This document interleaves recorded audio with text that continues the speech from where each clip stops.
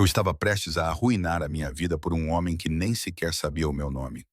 A minha mão tremeu ligeiramente quando deslizei o recibo dobrado sobre o linho branco ao lado do seu copo de cristal, manchando a tinta no processo. À distância parecia uma conta. De perto, se ele realmente lesse, era uma sentença de morte para mim ou para as pessoas que o estavam a perseguir. Talvez para ambos. Gostaria de alguma sobremesa para si e para o seu convidado esta noite, senhor? Perguntei, tentando ignorar a sensação de que o meu pulso estava a tentar sair da minha garganta. A namorada dele riu-se de algo no telemóvel. O som era alegre e falso em contraste com o murmúrio baixo da conversa sofisticada. Atrás de Dante Russo, a cidade brilhava através das paredes de vidro. Manhattan à meia-noite, uma fefera seu paci. Um reflexo de 1000 vidas que não eram a minha. 20 minutos antes, eu estava na última cabine do banheiro feminino, com a porta trancada, a navegar pelo meu telemóvel durante o meu intervalo de 5 minutos, quando a porta se abriu e um par de sapatos de salto alto vermelhos clicou no chão de mármore. O perfume dela chegou primeiro, forte e caro. O banheiro deste lugar era uma câmara de eco. Mármore e vidro. Nada macio o suficiente para absorver o som. Até os sussurros ricocheteavam. Eu disse-te que ele está na mesa da janela. A voz dela flutuou por cima da parede do cubículo, baixa, mas um pouco alta demais para uma conversa privada. Ela parou junto ao vidro, ouvindo quem estava do outro lado, e depois continuou. Os outros já estão em posição. Um está no bar e 3 estão perto da entrada da cozinha. Terás um tiro certeiro assim que ele se sentar. A minha mão congelou no ecrã. Parei de respirar. A água correu por um segundo. Ela abriu a torneira, o som da água abafando algumas das palavras, mas ainda assim consegui captar as mais importantes. Então, o tom dela baixou e ela mudou para uma língua que eu não entendia. Era mais suave e rápida, como se ela estivesse envolvendo o resto dos detalhes num código inquebrável. Fiquei muito quieta, com os pés firmemente no chão, rezando para que ela não se abaixasse e olhasse debaixo do cubículo. A porta abriu-se e fechou-se novamente. Um momento depois, os seus saltos ecoaram pelo corredor. Só quando tive a certeza de que ela tinha ido embora, é que destranquei o cubículo e saí, com o coração a bater forte enquanto as frases, uma no bar e 3 perto da cozinha, ressoavam nos meus ouvidos. Quando o meu intervalo terminou e voltei ao salão da loja, não foi difícil juntar as peças. Havia um homem no bar, a bebericar a mesma bebida. 3 perto da cozinha, mais preocupados com o que viam do que com os seus pratos. No início, ele não olhou para mim. Apenas levantou o copo. A bainha do casaco do fato deslizou para trás o suficiente para revelar a borda de um relógio obscenamente caro. Então, o seu olhar baixou para o jornal. Reddit, implorei silenciosamente. Lê agora. Ele desdobrou-o casualmente com 2 dedos, como se fosse a centésima nota que um empregado lhe tinha passado naquela noite. Os seus olhos percorreram as palavras e, por meio segundo, nada mudou. Depois, tudo mudou. O seu maxilar apertou-se. Foi isso. Não houve recuo, nem palavrões, nem olhares dramáticos para as janelas ou saídas. Apenas uma ligeira mudança, do tipo que só se notaria se passasse as noites a estudar o humor dos homens ricos, porque a sua renda e os sapatos escolares do seu irmão dependiam disso. Algum problema? Perguntou a namorada dele, inclinando-se para ele. O perfume dela era tão forte que me fez lacrimejar os olhos. O olhar de Dante elevou-se para o meu, prendendo-me no lugar como um holofote. De perto, os seus olhos eram mais escuros do que pareciam do outro lado da sala, quase pretos, emoldurados por pestanas que nenhum homem deveria ter. Fica, disse ele suavemente. Não foi alto, mas os meus pés obedeceram antes que o meu cérebro pudesse registrar o que estava a acontecer. Fiquei com Trey agarrado ao meu peito, o meu coração batendo contra o metal como se quisesse sair. Ele colocou o bilhete virado para baixo em cima da toalha de linho, como se não fosse nada, como se não dissesse: a tua namorada traiu-te. Havia 4 homens lá dentro, um no bar e 3 perto da cozinha. Havia um atirador no edifício em frente. 15º andar, janela de canto. Eles estão aqui para te matar. Acho que vamos dispensar a sobremesa, disse ele, com uma voz tão suave quanto o uísque no seu copo. Mas preciso de um momento com o gerente e contigo, Cassie. Ele lembrava-se do meu nome. Claro que sim. Homens como Dante Russo não iam a restaurantes como este sem saber tudo sobre as pessoas na sala. Posso chamá-lo para ti, consegui dizer. Ele inclinou ligeiramente a cabeça e, algures atrás de mim, um dos seus seguranças moveu-se. Não precisei de me virar para saber quem era. Reparei neles assim que se sentaram, ombros largos e auriculares disfarçados de tecnologia chique. Sem bebidas, disse eu. Dante murmurou. Fique, os pelos da minha nuca se arrepiaram. Foi quando as luzes da casa captaram o menor reflexo no vidro atrás dele. Era um brilho do prédio do outro lado da rua, exatamente onde eu o tinha visto 10 minutos antes, durante o meu intervalo. O atirador tinha acabado de ajustar a mira. Abaixe-se! Deixei cair a bandeja e me lancei. O barulho do metal e do vidro se quebrando foi abafado pelo estrondo da janela explodindo para dentro. Bati com força no ombro de Dante, derrubando-o para o lado, e a bala atravessou a janela onde sua cabeça estava. A namorada dele gritou. A sala entrou em caos. Cadeiras foram arrastadas, pessoas gritaram e alguém chorou. A equipa de segurança de Dante cercou-nos como uma parede. Armas apareceram do nada e eu fui empurrado para baixo, com o rosto pressionado contra o tapete caro com aroma a vinho. Um peso pesado prendeu-me no chão, não de forma esmagadora, mas deliberada. Virei a cabeça e vi que Dante estava a proteger-me, com uma mão apoiada no chão e a outra a segurar o meu pulso com tanta força que eu podia sentir o meu pulso a bater contra os dedos dele. Não se mexa, disse ele, com a boca perto do meu ouvido. A sua voz era fria e controlada, e fez meu estômago revirar. Houve outro tiro, seguido por gritos vindos da cozinha e o som inconfundível de um corpo batendo no chão. Os homens de Dante estavam se movendo de forma rápida e eficiente, conduzindo os convidados para as saídas, enquanto outros desapareciam em direção à cozinha e ao bar. Eu vi rapidamente um dos homens que eu tinha visto observando a nossa sessão. Aquele que estava a beber o mesmo uísque há 40 minutos estava deitado de bruços no chão de mármore, com uma mancha escura a espalhar-se sob o ombro. Não estava morto. O pessoal de Dante tinha recebido ordens para incapacitar, não matar, o atirador. Eu já estava controlada. O aperto de Dante no meu pulso apertou, o polegar dele pressionando contra o batimento frenético do meu pulso. Estás a tremer. Acabei de ver alguém tentar matar-te e tu impediste-o. Os seus olhos vasculharam o meu rosto. Algo indecifrável cintilou nas suas profundezas. Por quê? Eu não tinha uma boa resposta. Pelo menos, nenhuma que fizesse sentido para alguém como ele. Não sei, respondi, e era a verdade. Eu simplesmente não podia deixar isso acontecer. Os seus olhos se estreitaram, como se ele estivesse tentando decidir se eu estava mentindo ou apenas sendo estúpida. Talvez ambos. Russo. Um dos seus homens apareceu ao seu lado, respirando pesadamente. Precisamos de ir agora, disse ele. O atirador desapareceu, mas pode haver mais. A atenção de Dante nunca saiu do meu rosto. Ah? Levei um momento para perceber que ele estava a perguntar-me. Eu não sei. Ela só mencionou o único tiro, mas os homens lá dentro já foram eliminados.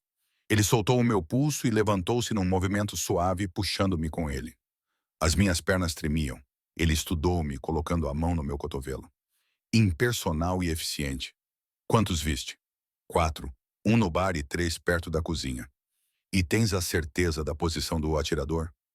15º andar, janela da esquina. Vi o brilho quando voltei do meu intervalo. Ele estudou-me por mais um longo momento. Senti-me estranhamente exposta, como se ele pudesse ver através do uniforme barato de poliéster e do delineador de $2 todos os erros que eu já tinha cometido. Todas as contas que não consegui pagar. Todas as mentiras que contei a mim mesma sobre como um dia iria deixar a cidade. Leva-a, disse ele ao homem ao seu lado. O quê? Tentei recuar, mas o segurança já tinha agarrado o meu braço.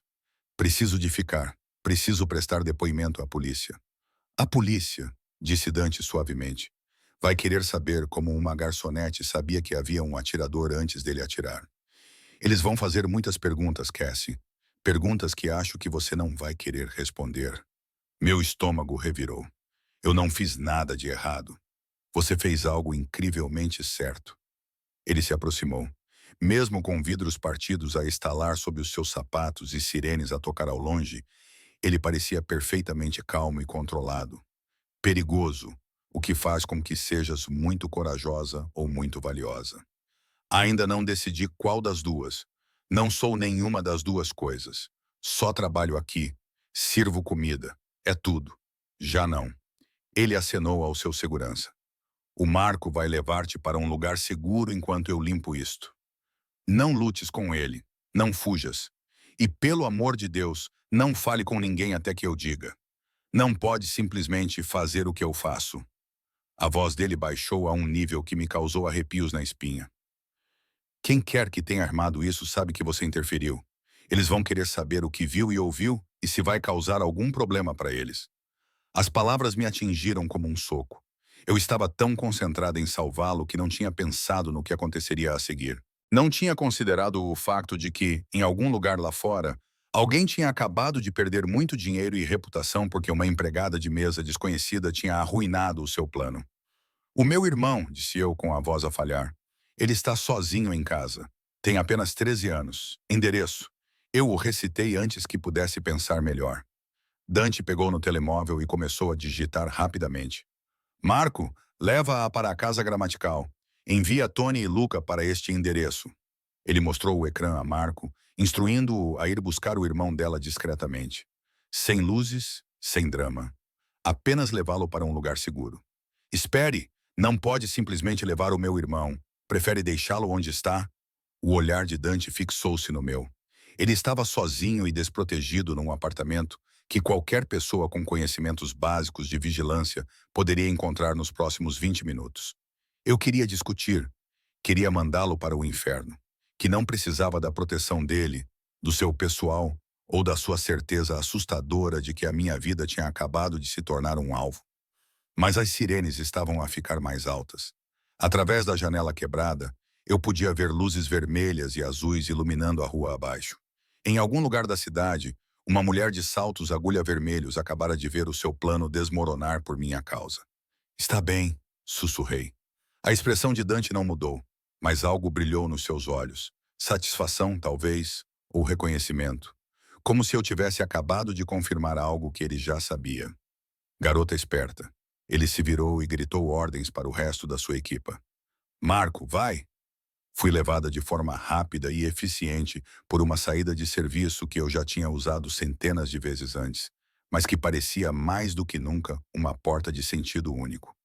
Atrás de mim, o restaurante era um caos. Os clientes gritavam, os gerentes berravam e havia vidros por toda parte. À minha frente estava um SUV preto com vidros escuros, conduzido por um homem chamado Marco que não sorriu uma única vez. Eu tinha salvado a vida de Dante Russo e estava a começar a perceber que talvez tivesse sido o pior erro que já cometi.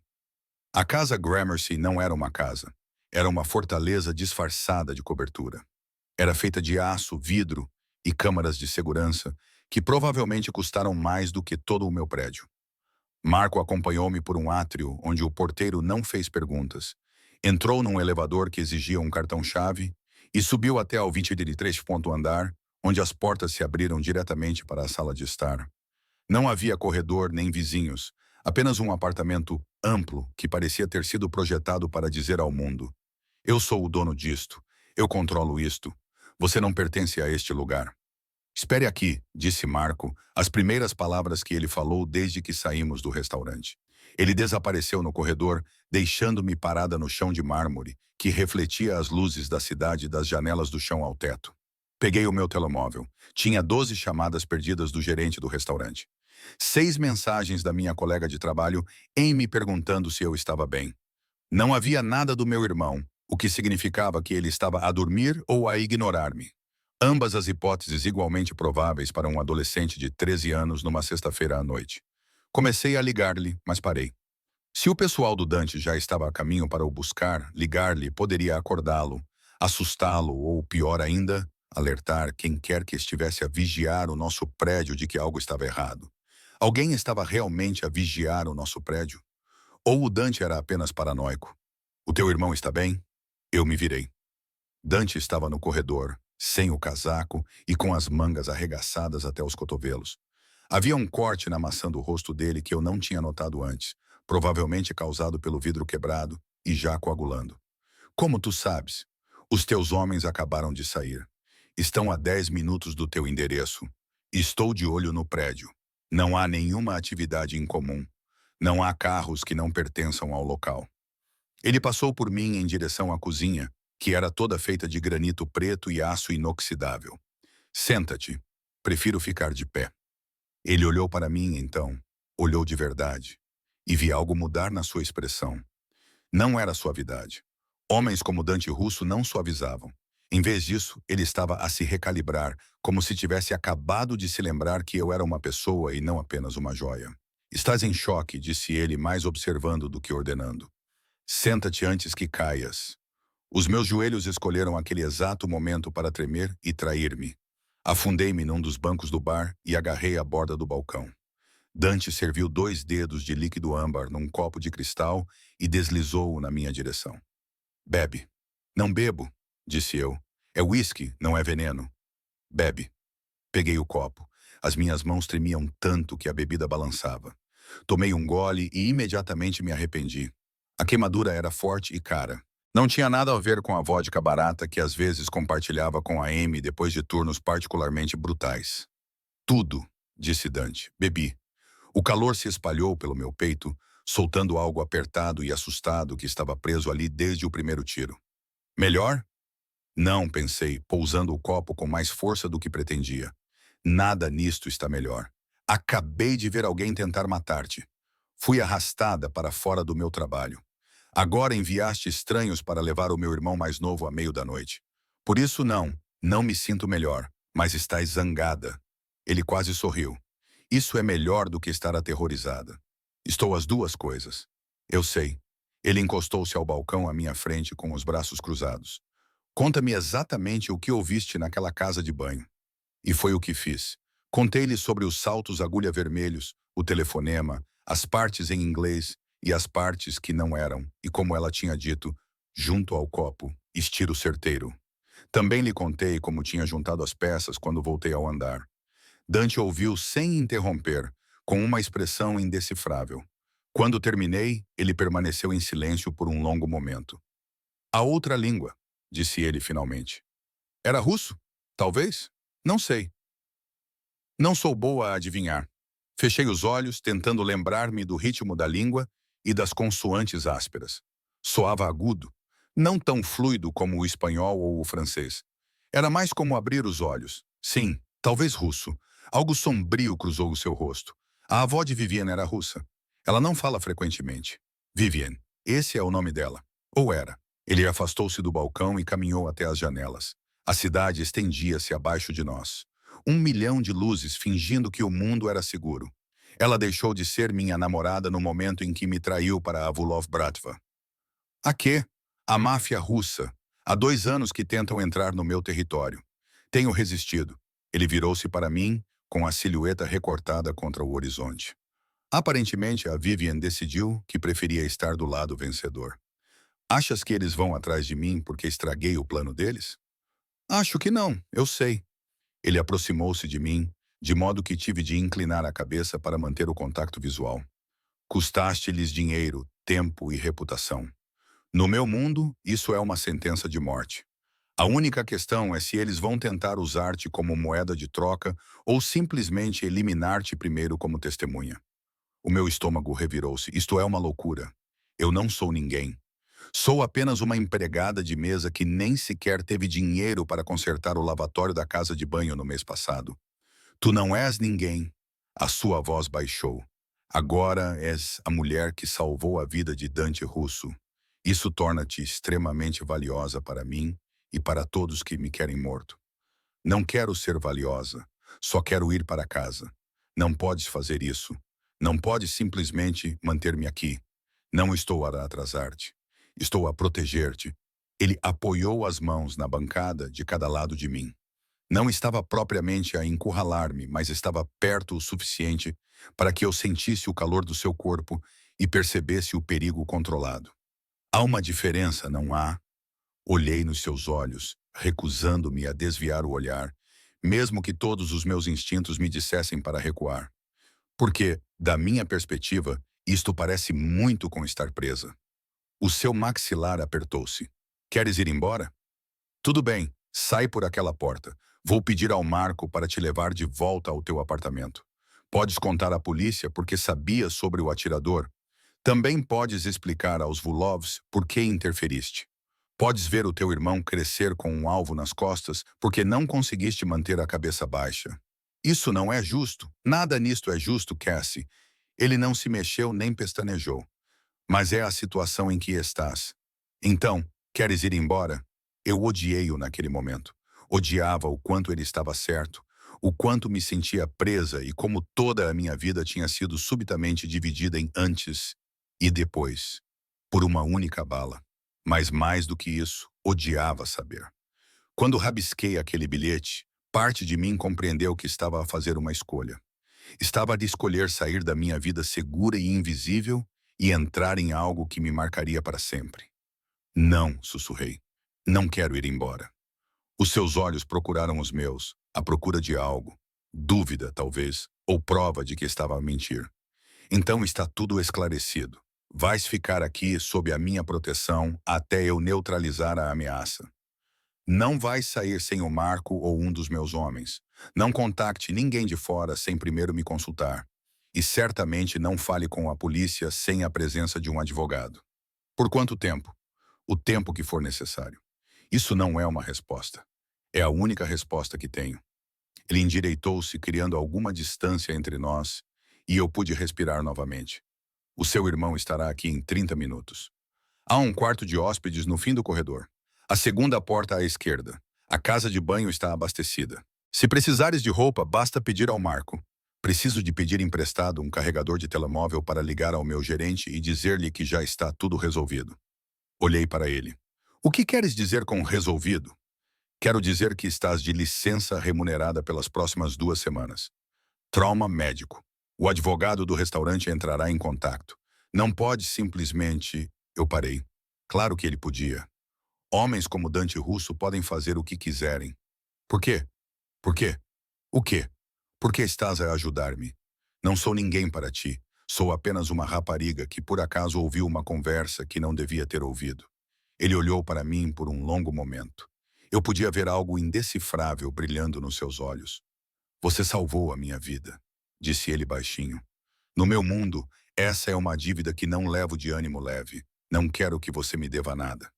Que pena, disse ele, virando-se para o corredor. Descanse um pouco. Amanhã vamos começar a descobrir quem mais sabia sobre esta noite e até onde vai a traição de Vivian. E depois? Ele parou na porta e olhou para trás por cima do ombro. O corte na maçã do rosto tinha parado de sangrar, mas deixaria uma cicatriz, uma linha fina que o lembraria para sempre desta noite. Então ele disse, vou garantir que isso nunca mais aconteça. Ele me deixou sozinha numa cobertura que custava mais por mês do que eu ganhava em um ano. Olhei para a cidade lá embaixo e perguntei-me quantas daquelas milhões de luzes pertenciam a pessoas que me queriam morta. O quarto de hóspedes era maior do que todo o meu apartamento. Havia uma cama king size com lençóis brancos, que provavelmente tinham uma densidade de fios que eu não sabia pronunciar. A casa de banho anexa tinha piso aquecido e um chuveiro com mais configurações do que o meu carro.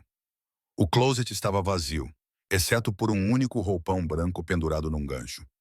Sentada na beira da cama, tentei não pensar no facto de que eu era essencialmente uma prisioneira na casa de um estranho, esperando que o meu irmão mais novo fosse entregue como um pacote.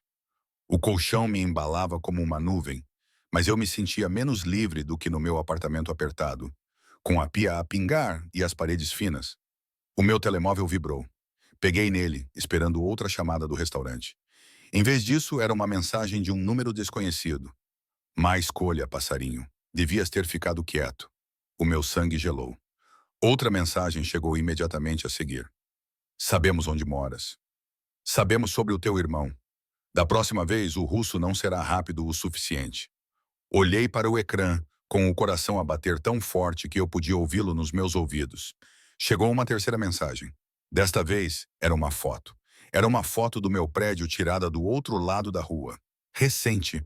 As luzes ainda estavam acesas na janela do segundo andar da senhora Chen, o que significava que a foto devia ter sido tirada na última hora. Eu não tinha dado o meu número ao Dante nem ao seu pessoal. Então, quem quer que tivesse enviado isso devia tê-lo obtido em outro lugar. Registros de trabalho, um arquivo hackeado, qualquer coisa para provar que eles podiam.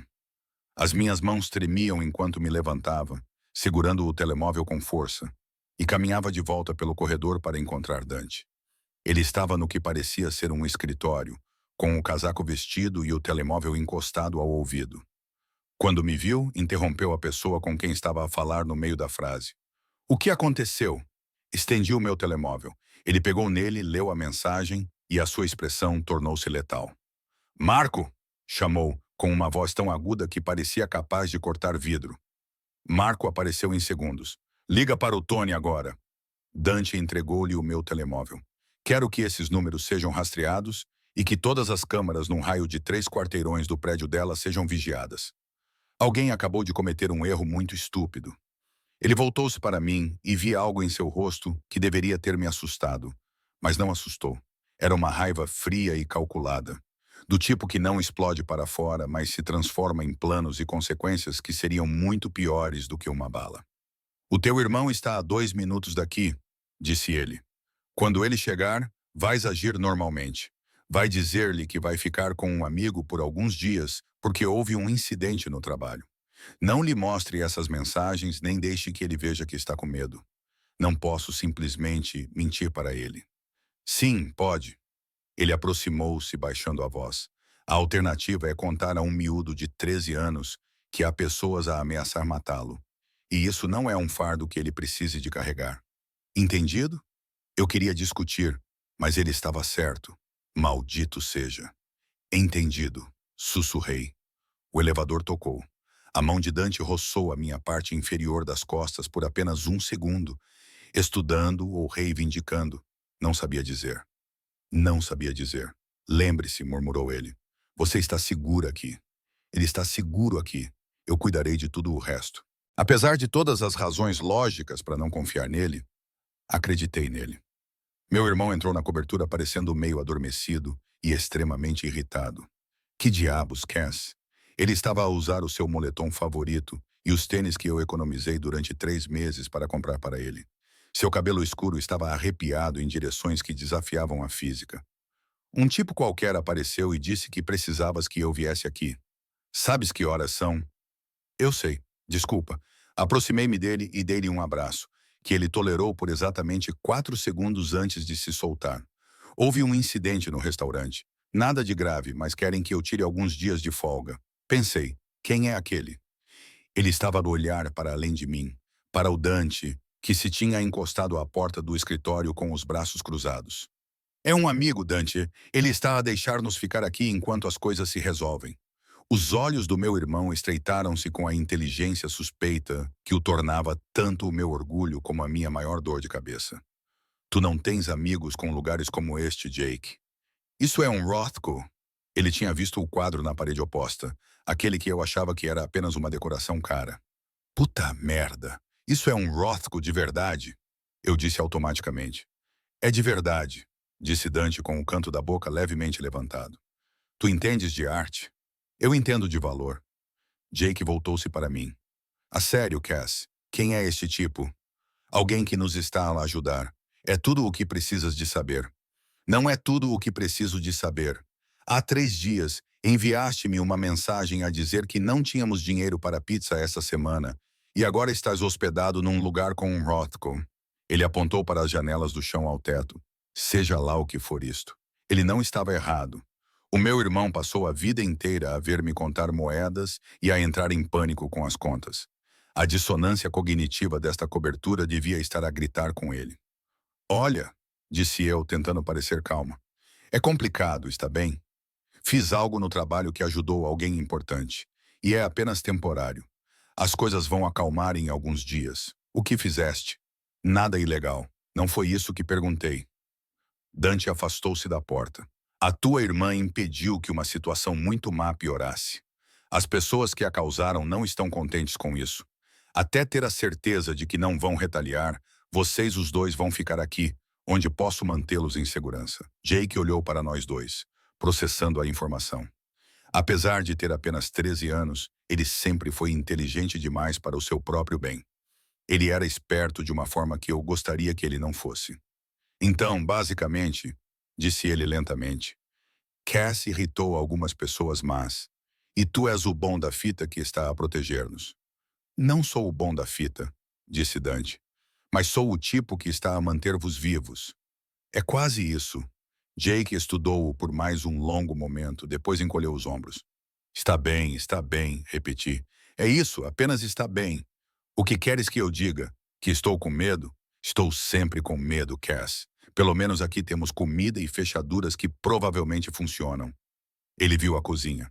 Posso fazer uma sanduíche? Sim, disse Dante antes que eu pudesse responder. Serve-te à vontade.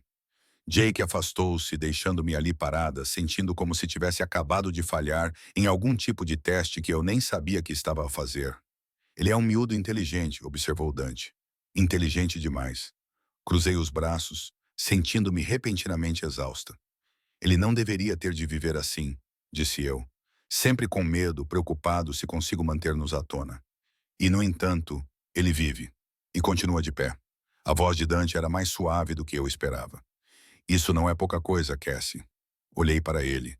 Não és o que eu esperava. O que esperavas? Não sei. Mais monstro, menos humano. A sua expressão estremeceu. Não confundas pragmatismo com humanidade. Estou a manter-te viva porque te devo isso e porque és útil. No entanto, no momento em que isso mudar, o que farás?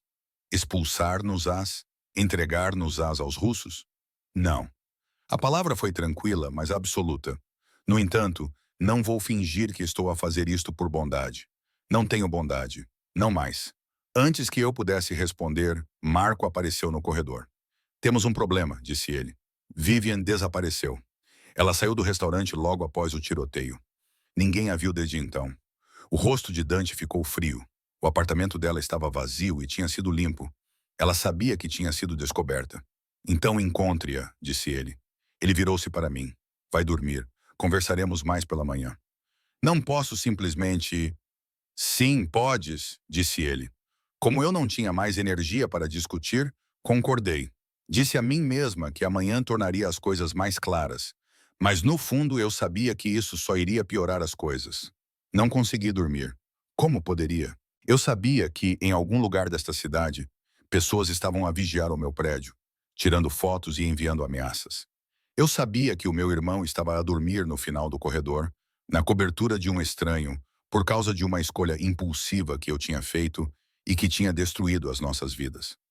Às 3 da manhã, desisti de fingir e caminhei pelo corredor descalça e com roupas emprestadas, um moletom e uma camiseta que Marco tinha tirado de algum lugar, ambas inexplicavelmente do meu tamanho. A sala estava escura, exceto pelo brilho da cidade através das janelas. Pensei que estivesse sozinha até que o vi. Dante estava sentado numa das cadeiras de couro de frente para a janela, com um copo de uísque na mão. Ele estava a olhar para Manhattan como se estivesse a contar os seus inimigos entre as luzes. Também não consigo dormir, disse eu. Ele não se assustou. Provavelmente tinha me ouvido chegar a 3/4 de distância. Dormir é um luxo que normalmente não me permito. Isso parece exaustivo. Mantém-me vivo. Ele apontou para a cadeira ao seu lado. Senta-te, a menos que prefiras voltar a fingir que não estás aterrorizada. Sentei-me e cruzei as pernas. Não estou aterrorizada, só estou a processar. Essa é uma maneira educada de dizer aterrorizada. Tudo bem, estou aterrorizada. Feliz agora? Não particularmente. Ele tomou um gole da sua bebida. Mas pelo menos és honesta. Ficamos sentados em silêncio por um momento, observando a cidade respirar. Mesmo às 3 da manhã, Nova York nunca dormia de verdade. Havia luzes nas janelas e carros nas ruas, e as pessoas viviam suas vidas, completamente alheias ao fato de que, a poucos quarteirões dali, uma garçonete e um chefão do crime tentavam descobrir como não serem mortos. Posso te perguntar uma coisa? Eu disse. Pode perguntar, mas isso não significa que vou responder. Por que é que não percebeste? A armadilha? Quero dizer, disseste que a traição era a tua maior fraqueza. Então, por que é que não suspeitaste da Vivian? O seu maxilar cerrou-se, porque pensei que tinha aprendido a lição. Da última vez que alguém próximo de mim me traiu, perdi tudo. O meu melhor amigo, o meu território, quase a minha vida. Jurei que nunca mais deixaria isso acontecer. Construí barreiras, sistemas e maneiras de testar a lealdade. Vivian passou em todos os teus testes, todos eles. Ele olhou para o seu copo. Ou assim eu pensava.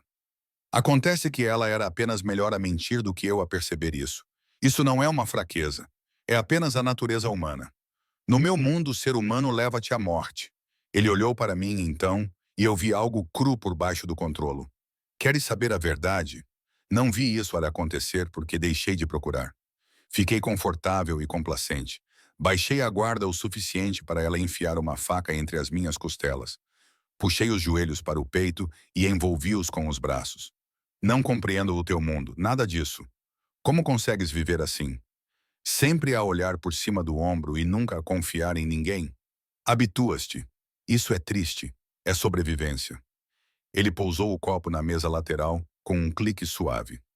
Achas que eu quero viver assim, constantemente a calcular ameaças e contingências e a tratar todas as relações como um potencial risco?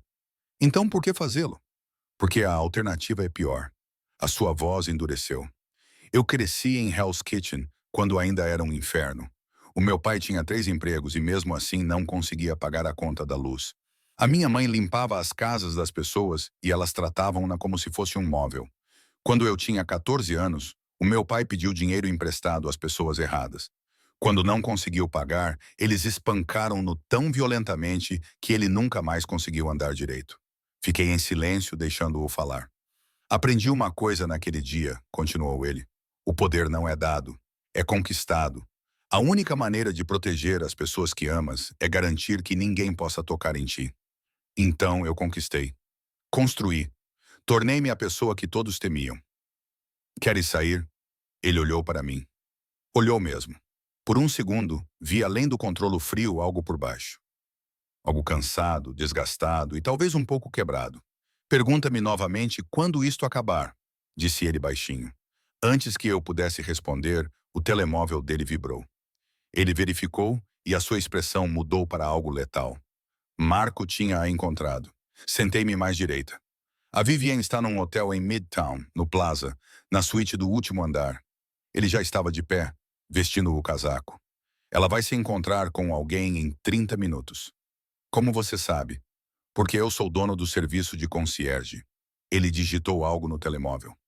Veste-te, vais comigo. O quê? Não, não vou. Esta é a tua oportunidade de ver exatamente do que me salvaste. Precisas de entender o que a Vivian estava a tentar fazer e por quê. Os seus olhos fixaram-se nos meus. Está na hora de decidires por ti própria se vale a pena ter-me como alvo. Tomei essa decisão quando te passei o bilhete. Tu tomaste a tua decisão num momento de pânico. Agora podes decidir com a cabeça fria. Ele dirigiu-se para o corredor. 5 minutos, Cassie. Não me obrigues a arrastar-te. Eu não sabia o que me assustava mais. O que Vivian iria dizer, ou o que eu veria nos olhos de Dante quando ela dissesse. A praça, às 3h30 da manhã, estava mais silenciosa do que eu esperava, mas ainda assim elegante.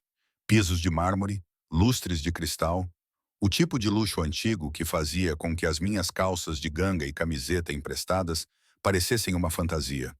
Dante atravessou o átrio como se fosse o dono. Talvez fosse. Marco e 2 outros homens nos flanqueavam. Discretos, mas inconfundivelmente perigosos. Ela está na suíte presidencial, murmurou Marco. 2 homens estão com ela. Identificamos um deles como Alexei Vulov. Os outros são desconhecidos. O próprio Volkov. A voz de Dante era gelada. Ela não se limitou a trair-me. Ela foi direto ao topo. Apanhamos um elevador privado até ao último andar e o meu coração batia forte contra as costelas. Mas Dante parecia perfeitamente calmo, como se estivesse a ir para uma reunião de negócios, em vez de um confronto com a mulher que tinha tentado matá-lo. Quando entramos, ele disse, fica atrás de mim. Não fales a menos que eu te diga. Aconteça o que acontecer, não reajas. Entendes o que vai acontecer? Isso depende do que a Vivian disser. O elevador abriu diretamente para a suíte. Marco moveu-se primeiro, arma na mão, limpando a entrada antes de acenar para que avançássemos.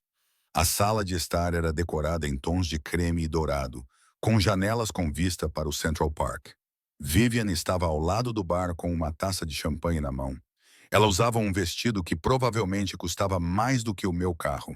Quando viu Dante, ela empalideceu.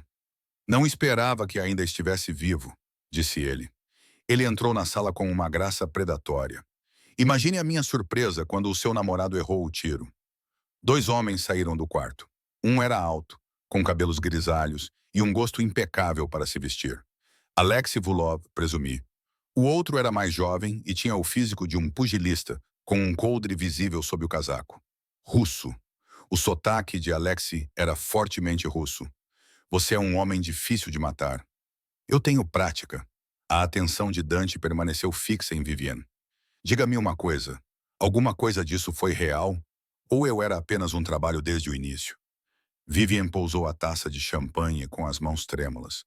Não é assim tão simples. É exatamente assim tão simples. Sim ou não. Não era para você se magoar. As palavras saíram da boca dela como se ela as estivesse a reprimir. O acordo era limpo. Rápido. Nunca irias perceber. Eles prometeram. O que prometeram? Que matar-me seria indolor. O riso de Dante foi agudo. E acreditaste neles? Acreditei que não tinha escolha. A sua voz falhou. Sabes como é estar contigo? Sempre a olhar por cima do ombro? Sempre a perguntar-me se hoje é o dia em que alguém vai tentar usar-me para chegar até ti? Não fui feita para este mundo, Dante.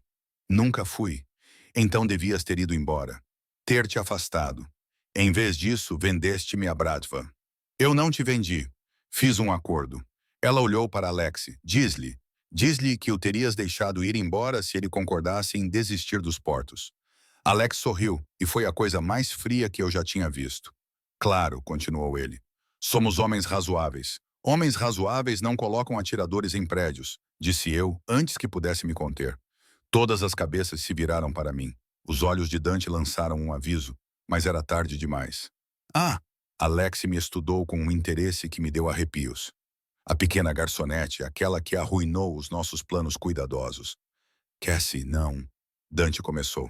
Tem razão, disse eu, dando um passo à frente, apesar de todos os meus instintos gritarem para eu fugir. Eu arruinei os vossos planos porque observei esta mulher. Apontei para a Viviane, que armou para o homem que supostamente amava como se ele não fosse nada. Como se a vida dele fosse apenas uma transação. Não podia ficar ali parada e deixar isso acontecer. Que nobre. O sorriso de Alex se ampliou. Dante, onde encontrou um tesouro desses? Tão moral, tão corajosa, tão tola. Ela não faz parte disso, disse Dante com uma voz mortalmente calma. Claro que faz. Ela se tornou parte disso no momento em que interferiu. Alex se aproximou e a mão de Marco foi para a arma. Uma coisa tão bonita também. Seria uma pena se algo acontecesse com ela ou com o irmão. 13. Sim. Uma idade tão vulnerável. Meu sangue gelou. Dante moveu-se entre nós tão rapidamente que mal vi. Num segundo, Elixir estava a avançar. No segundo seguinte, Dante tinha-o pelo pescoço, pressionando-o contra a parede com o antebraço, esmagando-lhe a traqueia. Toca nela, disse Dante, cada palavra uma promessa. E vou queimar toda a tua organização até o chão. Todos os negócios, todos os bens, todas as pessoas que alguma vez receberam o teu dinheiro. Vou destruir tudo o que construíste e vou obrigar-te a assistir antes de acabar contigo. O pugilista foi buscar a arma. A arma de Marco apareceu instantaneamente e foi apontada à sua cabeça. Eu não faria isso, disse Marco calmamente. O rosto de Alex ficou roxo, mas ele conseguiu soltar uma risada abafada. Não podes matar-nos a todos. Não, disse Dante, inclinando-se para mais perto. Mas posso fazer com que desejes que eu tivesse feito isso. Achas que conheces a dor. Achas que conheces as consequências. Testa-me. Adoraria ter uma desculpa para te mostrar exatamente o que acontece às pessoas que ameaçam o que é meu. Ele soltou Alex, que cambaleou para trás, ofegante. Estamos a ir embora, disse Dante. E tu vais esquecer que Cassie existe. Esquece-a, esquece o irmão dela, esquece a morada dela, esquece o emprego dela, esquece todos os detalhes da vida dela. Porque se eu ouvir o mais pequeno rumor de que te aproximaste dela, farei com que o que aconteceu esta noite pareça misericórdia. Os portos ainda são meus, começou Alex. Sempre serão. E se quiseres começar uma guerra por causa deles, eu vou terminá-la. Ele virou-se para Vivian. Quanto a ti, só estás viva porque matar-te seria uma misericórdia que não mereces. Mas estás morta para mim, morta para todos no meu círculo. A partir desta noite, tu não existes. O rosto de Vivian desmoronou-se. Dante, por favor, tu fizeste a tua escolha. Viva com ela. Ele agarrou a minha mão e puxou-me em direção ao elevador. Só quando estávamos de volta ao SUV, afastando-nos da praça, é que comecei a tremer. Desculpa, disse eu. Não devia ter falado. Simplesmente não devia. A mão dele ainda estava enrolada na minha, o seu aperto quase doloroso. Não peças desculpa por lhe teres enfrentado. Disseste para não reagir, mas reagiste mesmo assim porque viste alguém sendo insensível com a vida humana e não conseguiste ficar calada. Ele olhou para mim e algo em sua expressão fez meu coração parar. É assim que tu és, Cassie. Mesmo quando é perigoso ou estúpido, tu não consegues evitar tentar salvar as pessoas.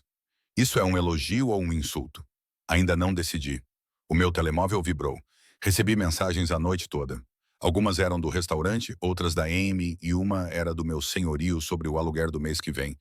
Mas esta fez o meu sangue gelar. Detetive Sarah Ramos, NYPD.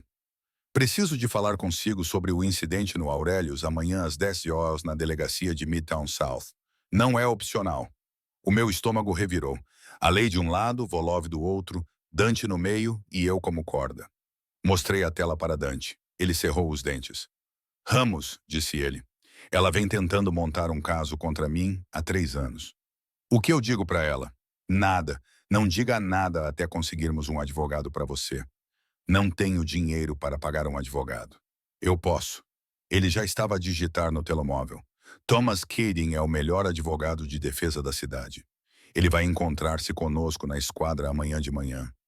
Dante, não posso deixar-te ir. Mas tu podes e vais, porque a Ramos é inteligente e implacável.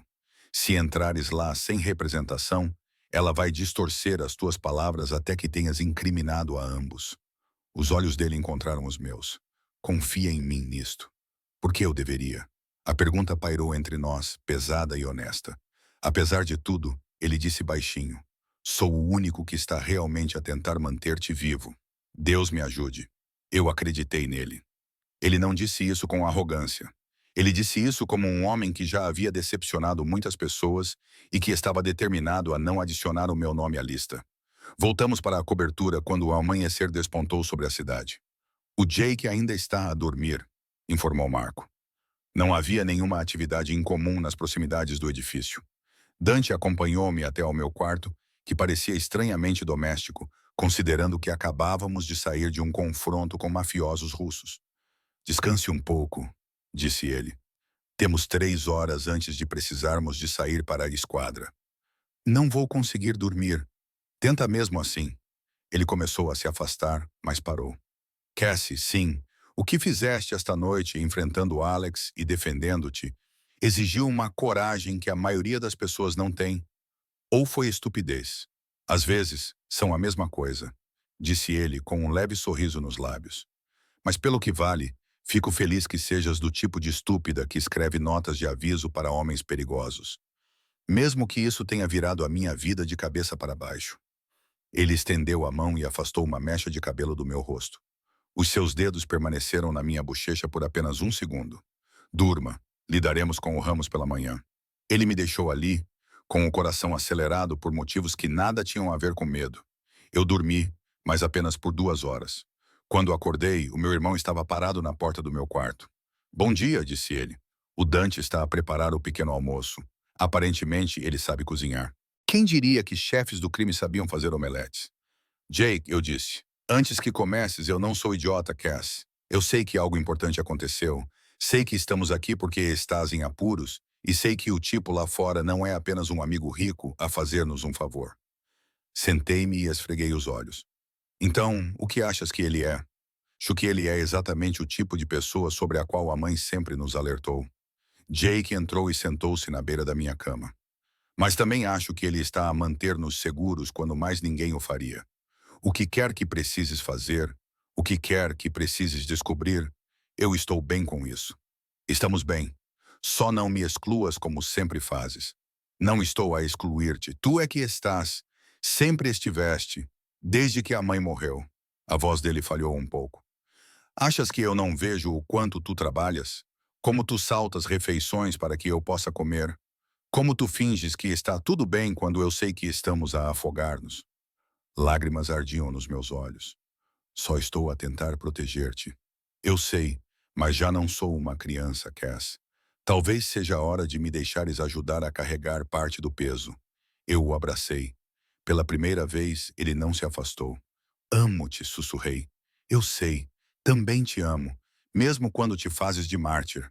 Ficamos assim por um momento, até que vozes vindas da cozinha nos separaram.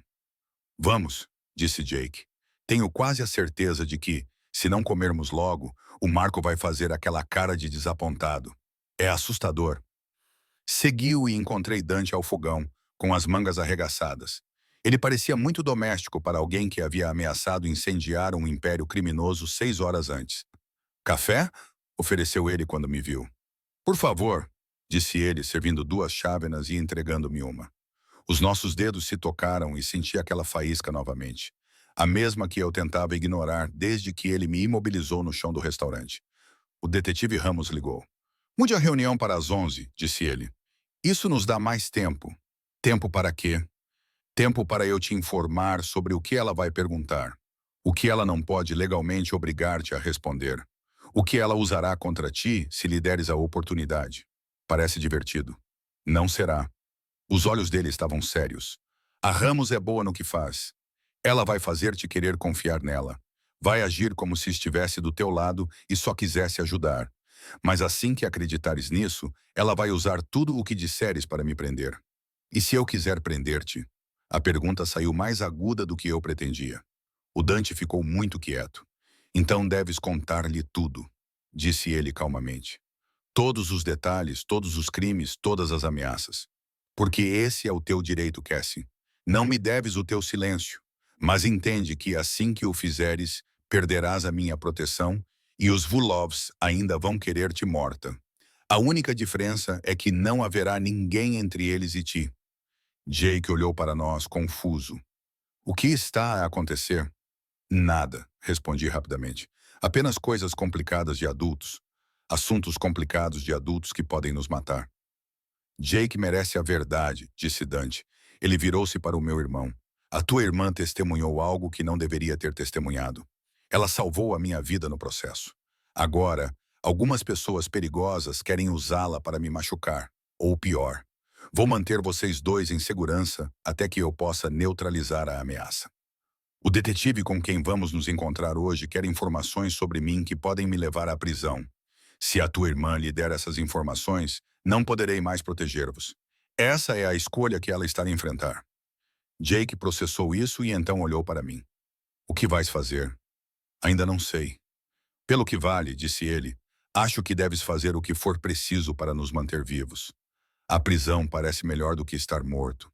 É uma forma muito prática de ver as coisas, observou Dante. Sou um miúdo prático. Jake pegou num prato de ovos. Posso levar isto para o meu quarto? Tenho trabalhos de casa. Trouxeste trabalhos de casa? Perguntei. Tony pegou na minha mochila. Parecia uma boa ideia, já que aparentemente íamos ficar ali por algum tempo. Ele desapareceu pelo corredor, deixando Dante e eu sozinhos.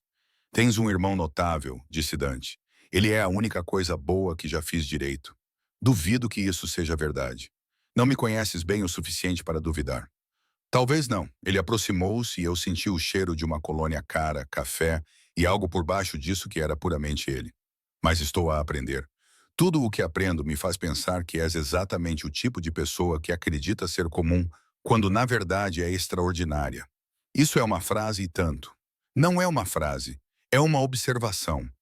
A mão dele se ergueu e inclinou o meu queixo para que eu tivesse que olhar nos seus olhos. Estás com medo, estás perdida, estás a enfrentar uma escolha impossível. No entanto, continuas de pé, continuas a lutar e continuas a proteger o teu irmão. Isso não é comum, Cassie. Então o que é? Força. O seu polegar roçou com o meu queixo. Força real, crua e bela. A minha respiração parou. Estávamos muito próximos. O ar entre nós era elétrico e perigoso. Dante, devemos ir, disse ele, recuando abruptamente. Não quero me atrasar para o Ramos. Mas a maneira como ele olhou para mim antes de se virar, me disse que ele também sentia isso. Essa atração impossível que não fazia sentido algum. Eu estava me apaixonando por um criminoso e tinha exatamente 2 horas para decidir se iria salvá-lo ou destruí-lo. O advogado que Dante contratou parecia cobrar 1000 só para fazer contato visual. Thomas Keating tinha cabelos grisalhos, usava um terno impecável e exalava o tipo de confiança que vem de nunca perder um caso que realmente se importava em ganhar. Regra simples, disse ele no SUV a caminho da delegacia. Responda apenas o que for perguntado. Sem elaborações, sem informações voluntárias. Se eu bater 2 vezes na mesa, pare de falar imediatamente. A detetive Ramos tentará ser sua amiga, mostrar simpatia por si e fazer-lhe pensar que ela é a única pessoa razoável na sala. Ela não é sua amiga. Ela está a construir um caso. Entendido? Entendido? Eu disse com as mãos a tremer no meu colo. Dante sentou-se à nossa frente, observando a cidade passar. Ele não tinha falado muito desde que saímos da cobertura, mas eu podia sentir a tensão emanando dele. Mais uma coisa, acrescentou Keating. Ela tentará separar-te do Sr. Russo. Ela fará-te pensar que ele está a controlar-te e a manipular-te. Ela oferecerá proteção, recursos e uma saída. Não aceite. Por quê? Porque o programa de proteção a testemunhas da polícia de Nova York é tão bom quanto os agentes designados para ele. Neste momento, metade do departamento está a soldo de alguém. Trocaria a proteção de Dante por um alvo pintado nas suas costas, com muito menos pessoas dispostas a impedir a bala. Isso é reconfortante, murmurei. É realista. Os olhos de Keating suavizaram-se ligeiramente. Sei que isto é assustador, Sr. Chen, mas está em boas mãos. Basta seguir as minhas instruções e vamos superar isto. A esquadra de Midtown South era exatamente como eu esperava. Havia luzes fluorescentes, pisos arranhados e o cheiro de café ruim e decisões ainda piores. A detetive Ramos encontrou-nos no átrio, os seus olhos perspicazes a observar tudo. Ela reparou nas minhas roupas emprestadas, no fato caro de Dante e na advogada, que provavelmente custou mais do que ela ganhou em 6 meses. Senhora Chen, obrigada por ter vindo. Ela era mais jovem do que eu esperava, talvez com cerca de 30 e poucos anos, com cabelo escuro penteado para trás, e exalava uma energia pragmática que provavelmente deixaria os criminosos nervosos. Sou a detetive Sarah Ramos. Gostaria de fazer algumas perguntas sobre o incidente no Aurelius. O meu cliente terá todo o prazer em cooperar, disse Kang suavemente. A boca de Ramos apertou-se. Claro, Sr. Russo, não sabia que se iria juntar a nós. Estou aqui para dar apoio moral, disse Dante com voz suave. A menos que isso seja um problema. De forma alguma, mas os olhos dela diziam o contrário. Por aqui, ela levou-nos para uma sala de entrevistas. Tinha paredes cinzentas, uma mesa de metal e cadeiras que já tinham visto melhores dias. Havia um espelho numa parede que era obviamente um vidro duplo. Keating sentou-se ao meu lado e Dante ficou no canto como uma sombra vigilante. Ramos colocou um gravador sobre a mesa. Para que conste, começou ela, esta é a detetive Sarah Ramos a entrevistar Cassandra Chen sobre o incidente no restaurante Aurélio na noite de inserir data. Ela indicou a data e a hora. Menina Chen estava a trabalhar naquela noite? Sim. E testemunhou o tiroteio? Sim. Pode explicar-me o que aconteceu desde o início? Olhei para Keating, que acenou ligeiramente com a cabeça. Eu estava a servir as mesas. Ouvi vidros a partir e pessoas a gritar. Alguém tinha disparado uma arma. A equipa de segurança do Sr. Russo reagiu. Era o caos. Antes do tiroteio, Ramos insistiu. Notou algo de anormal? O meu coração batia forte. Era o momento. Era o momento em que eu tinha de decidir se contava a verdade sobre o bilhete, Vivian e tudo o que tinha ouvido, ou se mentia a um detetive da polícia e apostava a minha vida na capacidade de Dante para me manter em segurança. Defina anormal, disse eu cuidadosamente. As pessoas estavam a observar o Sr. Russo. Comportamento estranho. Qualquer coisa que pudesse indicar que o tiroteio foi premeditado e não aleatório. A mão de Keating repousava sobre a mesa, pronta para bater. Aconteceu muito rápido, disse eu. Não me lembro de muito além do vidro e dos gritos. Interessante. Ramos inclinou-se para a frente. De acordo com os depoimentos das testemunhas, estava na mesa do Senhor Russo quando o primeiro tiro foi disparado. É quase como se soubesse que isso iria acontecer. Tive sorte. Lugar errado, hora certa. Ou foi avisada. Os olhos dela fixaram-se nos meus. Menina Chen, investigo Dante Russo há 3 anos. Sei como a organização dele funciona. Sei que ele tem pessoas em todo o lado, em restaurantes, hotéis e escritórios municipais. Sei que ele usa civis para criar interferência quando as coisas ficam perigosas.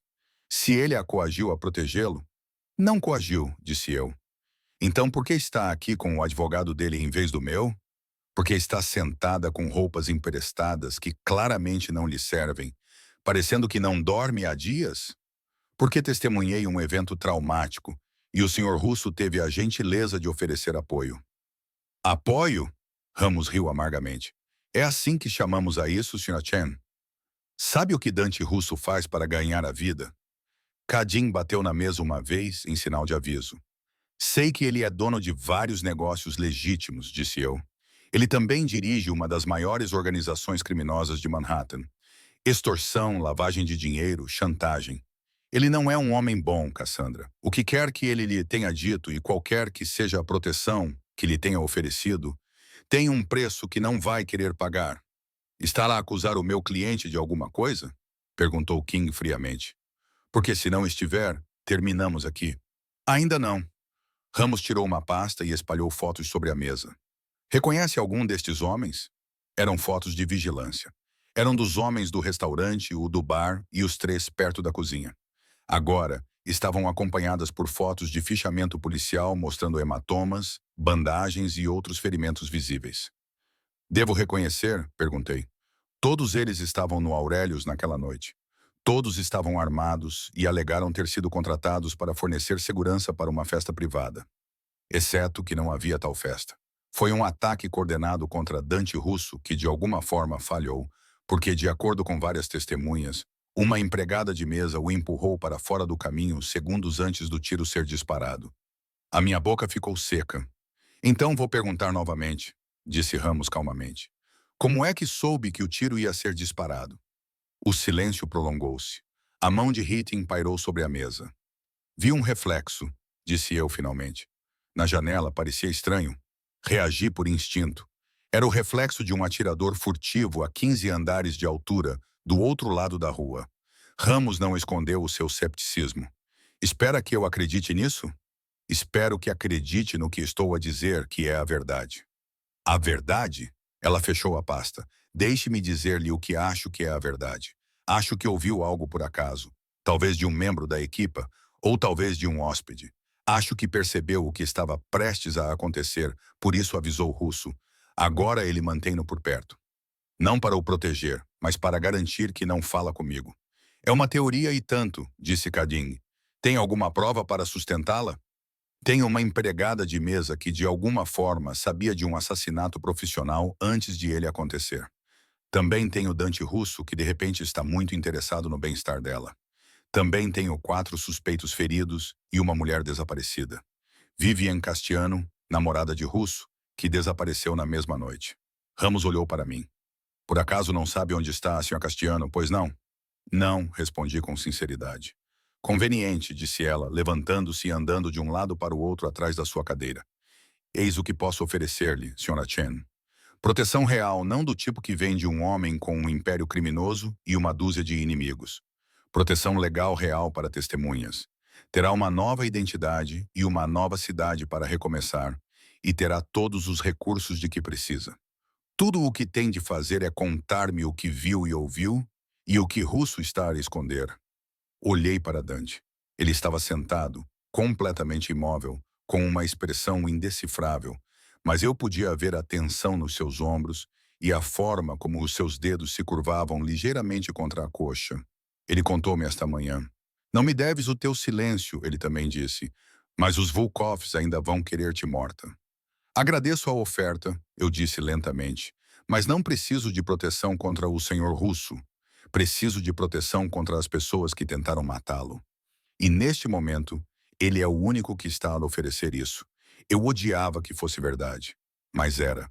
O maxilar de Ramos apertou-se. Estás a cometer um erro. Talvez, mas é um erro meu. Para que conste, King disse. A minha cliente respondeu às suas perguntas. A menos que a esteja a acusar de alguma coisa. Vamos embora. Ramon olhou para mim por um longo momento. E vi algo que poderia ser desapontamento ou respeito. Talvez ambos. Tudo bem, mas a senhora entregou-me um cartão de visita. Quando isto der errado, e vai dar, ligue-me, dia ou noite. Farei tudo o que puder para ajudar, mas só se ainda estiver viva para fazer a chamada. Não falamos até voltarmos para o SUV, afastando-nos da esquadra da polícia. Podias ter me entregue, disse Dante finalmente. Eu sei. Ramos estava a oferecer-te tudo o que precisavas. Segurança, recursos, um novo começo. Um novo começo no programa de proteção a testemunhas com um alvo nas minhas costas. Virei-me para olhar para ele. Tu mesmo disseste, metade do departamento está comprometido. Quanto tempo levaria para alguém vender a minha localização ao melhor comprador? Por que escolheste-me em vez disso? Eu escolhi a sobrevivência. Há uma diferença. Mas ambos sabíamos que isso não era totalmente verdade. Eu o escolhi não apenas porque ele era a opção mais segura, mas porque nas últimas 48 horas comecei a acreditar no homem por trás do monstro. O homem que fez omeletes para o meu irmão. O homem que me olhou com sinceridade às 3 da manhã e admitiu que estava demasiado envolvido para sair. O homem que ameaçou incendiar um império para me manter em segurança. Obrigado, disse ele baixinho. Não me agradeças ainda. Ainda temos de lidar com os vols. O telemóvel dele vibrou naquele momento. Ele verificou e um olhar perigoso passou pelo seu rosto. Mudança de planos, Marco. Leva-nos ao armazém no Cais 17. O que há no Cais 17? Perguntei. Vantagem. O armazém parecia algo saído de um filme. Tinha tetos altos e piso de betão. E havia um cheiro forte de sal e óleo no ar. Mas o homem amarrado a uma cadeira no meio dele era muito real. Alex Volkov estava ferido, furioso, e pela primeira vez desde que ouvi o seu nome, assustado. Eu não tinha visto todos os passos que levaram a isso, mas ouvi as partes importantes. Enquanto eu estava sentado numa sala de interrogatório, optando por não denunciar Dante, o seu pessoal estava a destruir a vida de Alexis.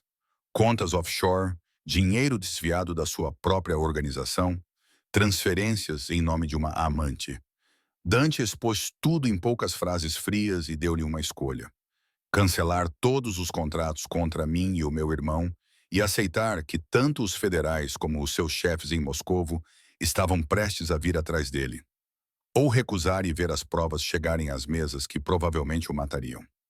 Alex cedeu. Claro que sim. Em poucos minutos, Marco estava a organizar denúncias anônimas e entregas de ficheiros por telefone, e o homem que ordenara o assassinato de Dante estava a caminhar para um futuro cheio de advogados, acusações e russos muito irritados. Quando voltamos à luz do dia, Alexei Vulov já não era o monstro no meu armário. Ele era uma presa, apanhada na teia de Dante. Devia ter parecido o fim, mas não foi. Vamos, ainda não terminamos. Terminamos o quê? Perguntei enquanto nos afastávamos do armazém. Vivian, o meu estômago revirou-se. Pensei que tivesses dito que ela estava morta para ti. Ela está, mas isso não significa que ela vai sair impune. Ele digitou algo no telemóvel. Ela está hospedada na casa da irmã, em Brooklyn. Marco está a vigiá-la desde ontem. Ela vai se encontrar com um repórter em 2 horas para vender a sua história de namorada abusada de um perigoso senhor do crime. Ela vai se pintar como vítima e a mim como monstro. Deixa. Quem se importa? Eu me importo. A voz dele endureceu. Porque a história dela vai incluir você. Você será a garçonete que ajudou o namorado dela a encontrá-la, a civil presa no fogo cruzado. Ela vai fazer você parecer minha cúmplice. De repente, não és apenas uma testemunha.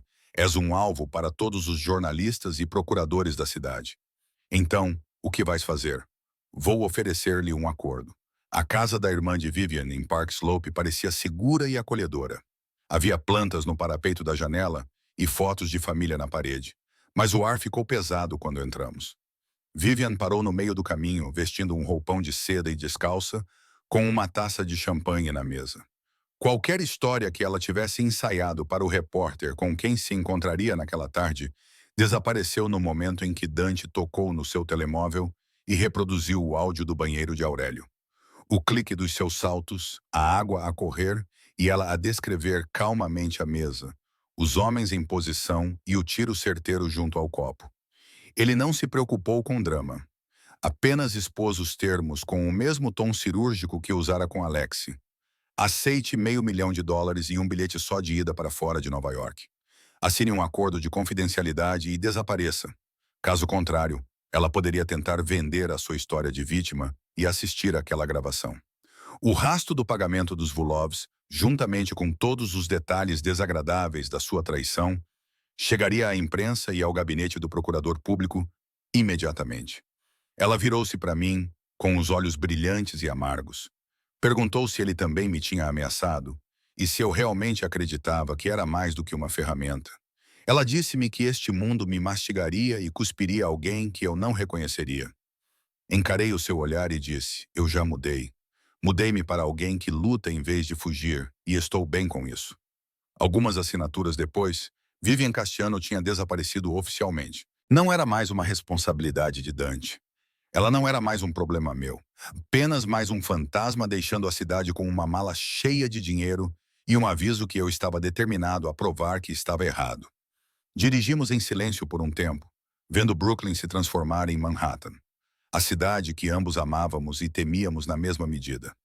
Você não precisava me defender, Dante finalmente disse a Vivian. Eu não estava a defender-te. Estava a defender as minhas escolhas. Há alguma diferença? Ainda não decidi. Virei-me para olhar para ele.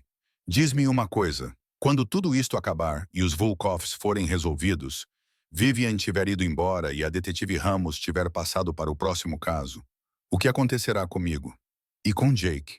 Ele ficou em silêncio por um longo momento. Isso depende, disse ele finalmente. De quê? Do que queres que aconteça? O meu coração bateu forte. Estás a dar-me uma escolha. Estou a dar-te a mesma coisa que dei a Vivian. Um rompimento limpo, sem amarras. Um rompimento limpo, com recursos e sem amarras. Podes voltar para a tua vida, ou o que restou dela. Arranja um novo emprego e um novo apartamento e recomeça noutro lugar. Os últimos dias serão apenas uma história que contarás a ti mesma quando não conseguires dormir. Mas se não quiseres isso, então podes ficar. Os seus olhos encontraram os meus. Escuros, intensos e mais vulneráveis do que eu jamais os tinha visto. Ficas neste mundo, no meu mundo, sabendo exatamente o que isso custa e escolhendo assim mesmo. Mas Cassie, se ficares, não posso prometer que será seguro. Não posso prometer que não haverá mais ameaças, mais perigo ou mais noites como esta. Tudo o que posso prometer é que te protegerei com tudo o que tenho enquanto me deixares. Por quê? A pergunta saiu pouco acima de um sussurro. Por que importa se eu fico ou vou embora? Ele estendeu a mão por cima do banco e encontrou a minha, entrelaçando os dedos nos meus, como se eles pertencessem ali. Porque em algum momento entre então e agora, disse ele baixinho, deixaste de ser uma dívida que eu tinha e passaste a ser algo que eu não podia perder. O ar entre nós crepitava com tensão e possibilidade. E o peso de tudo o que ficou por dizer pairava no ar. Isso não é uma resposta, consegui dizer. Então, deixe-me ser claro. Ele inclinou-se para mais perto, a outra mão a subir para segurar o meu rosto, o polegar a roçar a minha maçã do rosto. Fique, Cassie, não porque ele está com medo, ou porque me deve, ou porque é a escolha segura. Fique porque quer.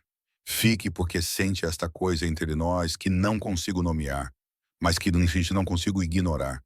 Fica porque quando olho para ti, vejo a única pessoa em toda a cidade que olhou para mim e escolheu salvar-me em vez de vender-me. Dante, sei que estou a pedir demais. Sei que sou perigoso, quebrado e exatamente a pessoa errada para alguém como tu. Mas estou a pedir mesmo assim. A testa dele tocou a minha e eu pude sentir a respiração dele e o cheiro da sua colônia. Eu podia sentir cada centímetro dele, todo controlado e tenso. Fica. Eu deveria ter dito não. Eu deveria ter escolhido a saída limpa, recomeçado e fugido para o mais longe que minhas pernas pudessem me levar. Em vez disso, eu o beijei. Não foi um beijo suave ou hesitante. 3 dias de medo, Adrenalina e escolhas impossíveis explodiram nesse único momento, com a mão dele apertando meu cabelo e o outro braço envolvendo minha cintura. Apesar do ângulo estranho e da divisória, ele puxou-me para mais perto, enquanto Marco fingia cuidadosamente não existir no banco da frente. Quando finalmente nos separamos, ofegantes e trêmulos, os olhos de Dante estavam negros de desejo. "Isso é um sim?" perguntou ele com a voz áspera. "É um talvez", respondi. "Pergunta-me novamente quando o meu irmão não estiver à espera na tua cobertura e metade da cidade não estiver a tentar matar-nos." A sua boca curvou-se em algo que era quase um sorriso.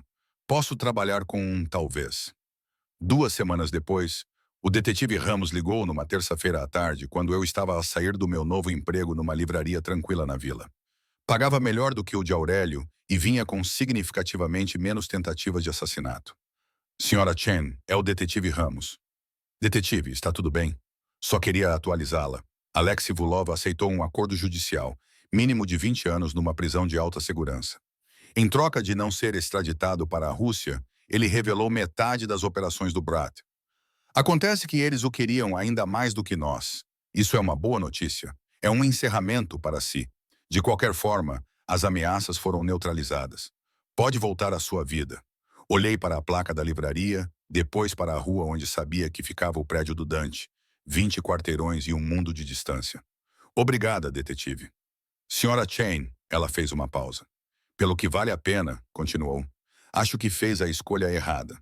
Mas respeito que a tenha feito com os olhos abertos. Fique bem." Ela desligou antes que eu pudesse responder. Caminhei os 20 quarteirões em vez de apanhar o metro, pensando nas escolhas, nas consequências e na estranha reviravolta que a minha vida tinha dado. O Jake estava na sua nova escola privada, que o Dante tinha arranjado sem me consultar. Ele discutiu comigo no início, mas assim que viu a biblioteca e o laboratório de informática e percebeu que ninguém o tratava como mais um miúdo pobre de um bairro difícil, ficou convencido. A cobertura já não parecia uma prisão. Não parecia um lar, mas parecia algo próximo disso e possível. Dante estava na varanda quando cheguei. A cidade se estendia abaixo dele como se fosse sua. Talvez fosse mesmo. "Ramos ligou", disse eu, aproximando-me dele. "Vulov aceitou um acordo. Ouvi dizer que foram 20 anos. O Marco tem um contacto no gabinete do procurador." "Claro que tens." Encostei-me à grade. Ela disse que agora que a ameaça desapareceu, posso voltar à minha vida. "É verdade. Então posso ir embora, levar o Jake e encontrar um novo apartamento. Posso voltar a ser normal." "Tu podias." Ele virou-se para me olhar e eu vi a mesma vulnerabilidade que tinha visto no SUV há 2 semanas. Aquela que o fazia parecer menos um senhor do crime e mais um homem aterrorizado por desejar algo que não podia controlar. "Tu vais fazer isso?" pensei, lembrando-me da nota que tinha rabiscado num recibo. A escolha que fiz em uma fração de segundo mudou tudo sobre como passei os últimos 3 anos, mantendo a cabeça baixa, permanecendo invisível e apenas sobrevivendo. Pensei nas últimas 2 semanas, jantares com Dante e Jake, onde discutíamos sobre filmes. Manhãs em que Dante ensinava xadrez a Jake enquanto eu fingia não notar como ele era gentil com meu irmão. As noites em que Dante e eu ficávamos acordados até tarde, conversando sobre tudo e nada, até as luzes da cidade começarem a se apagar. "Não", eu disse. "Não vou embora." 2 semanas atrás, eu estava a encher copos de água para pessoas que nunca souberam meu nome. Agora, o homem mais perigoso de Manhattan estava a olhar para mim como se eu fosse a única pessoa na sala. "Cassie", eu disse, "mas tenho condições." Levantei a mão. "Vou manter o meu emprego na livraria. Vou pagar o meu próprio aluguer, onde quer que acabemos por viver. O Jake termina a escola, mas estou envolvida em todas as decisões sobre o seu futuro. Se isto entre nós não resultar, ou se tornar demasiado perigoso, demasiado complicado ou demasiado para nós, deixas-nos ir. Sem amarras, sem ameaças e sem tornar impossível para mim ir embora. Combinado?" Ele puxou-me para perto, envolvendo-me com os braços como se tivesse medo que eu desaparecesse se o soltasse. "Mais alguma coisa?" "Sim", disse eu, olhando para ele. Este homem perigoso, complicado e impossível tinha se tornado meu de alguma forma. Sem mais segredos, sem mais coisas escondidas de mim. Ou estamos nisto juntos, ou não estamos nisto de todo. Juntos, disse ele, e beijou-me.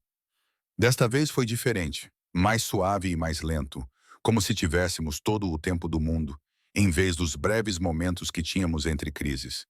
As suas mãos emolduraram o meu rosto, os seus polegares acariciando o meu queixo. Quando ele se afastou, havia algo nos seus olhos que eu nunca tinha visto antes. Amo-te, disse ele simplesmente. Não planeava, na verdade. Não queria. Mas algures entre o bilhete e agora, tornaste-te a única coisa na minha vida pela qual eu queimaria toda a cidade para proteger. Fiquei sem fôlego. Isso é um pouco dramático. Sou uma pessoa dramática. Reparei nisso. Sorri. Também te amo. Mesmo que sejas perigoso, controlador e tomes decisões terríveis sobre quando ser honesto com as pessoas. Vou trabalhar nisso. É melhor que sim. Ele beijou-me novamente, e a cidade se espalhou abaixo de nós como uma promessa, perigosa, bonita e nossa. Eu salvei a vida de Dante Russo com um bilhete rabiscado num recibo. Mas talvez em todos os aspectos que importavam, ele tivesse salvado a minha.